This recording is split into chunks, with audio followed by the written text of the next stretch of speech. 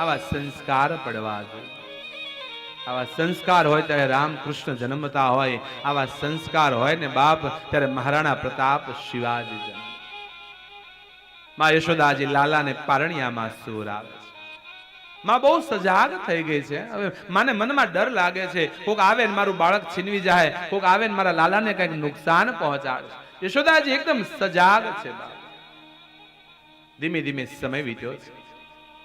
સુખદેવજી મહારાજ ભગવાનની બાળ લીલાનો કથા પરીક્ષિતને કહે. એક વારનો પ્રસંગ, ભગવાન શિવજી કૈલાસની તળેટી પર ધ્યાન કરતા અને ધ્યાન કરતા કરતા શિવજીનો વિચાર આવ્યો, કહો જે પ્રેમ તત્વનું હું ધ્યાન કરું એ પ્રેમ તત્વ સગુણ સાકાર થઈ નંદ યશોદાના ઘેર જન્મો છે.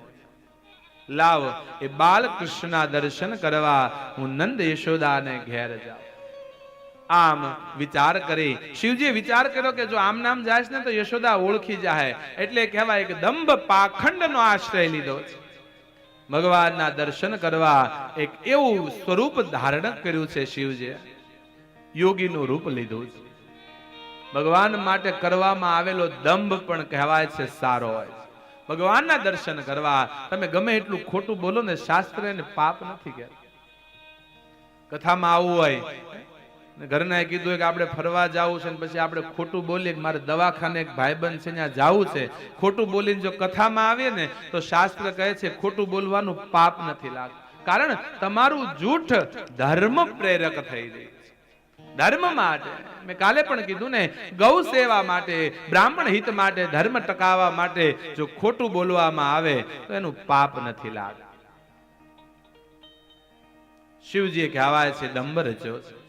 સાધુનું સ્વરૂપ લઈ શિવજી આવ્યા છે ગોકુળમાં. ગોકુળની અંદર યમુના કિનારે ભગવાન બેઠા. શિવજી વિચાર કર્યો કે હું જો આમ નામ જાય ને તો મને યશોદા લાલો નહીં દેખાય, એવું કઈક કરું ગોપીઓ મને લઈને જાય. યમુના કિનારે ચીપિયો ખોડ અને ભગવાન શિવ સમાધિમાં બેહી ગયા. જે કોઈ ગોપીઓ ગોવાળો નીકળે વંદન કરે, પગે લાગે. ગોપીઓ બધી આવે, વંદન કરે અને શિવજી મોટી મોટી વાતો કરે. હે બેન, મને લાગે તું બહુ દુખી છો. બેનો તમે આવો પ્રશ્ન કરો ને એટલે બહુ રાજી થાય.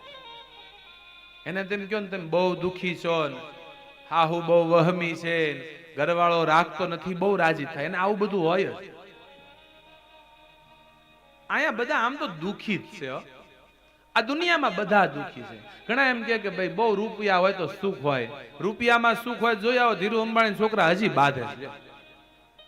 રૂપિયામાં સુખ હોય તો શાંતિ હોવી જોઈએ એના ઘરની. મને તો આનંદ થયો. આજે પધરામણીમાં આપણે જયદીપભાઈના ઘરે ગયા હતા તો જયદીપભાઈ કીધું બાપુ રૂપિયો તો ઈશ્વર જે આપે તે, સંપત્તિ તો જે આપે તે, પણ એવો ઈશ્વર આશીર્વાદ આપે અમારા ઘરમાં સુખ અને શાંતિ કાયમ રહે. રૂપિયો મહત્વ, શાંતિ રહેવી જોઈએ, આપસનો પ્રેમ રહેવો જોઈએ. બાપ બહુ રૂપિયો આવ્યો પછી ઝઘડા થયા છે.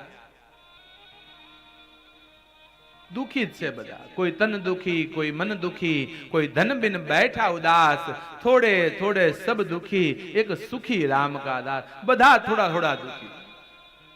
કોઈને રૂપિયા નથી, કોઈને શરીર સારું નથી, બે છે તો મન સારું નથી, છોકરા હારા, શાંતિ નથી. શાંતિ ને સુખ તો કેવલ ભગવાનના ભજનમાં.